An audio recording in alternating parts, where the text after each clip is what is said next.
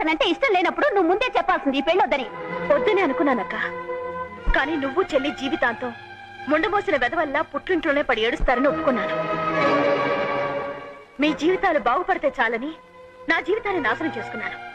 లేకపోతే 1 సంవత్సరం ఉంచుకొని వదిలేస్తానని ముందుగా చెప్పిన వాడితో ఏ ఆడది పెళ్లికి ఒప్పుకుంటుంది? నాలాంటి వెర్రి బాగుంది తప్ప.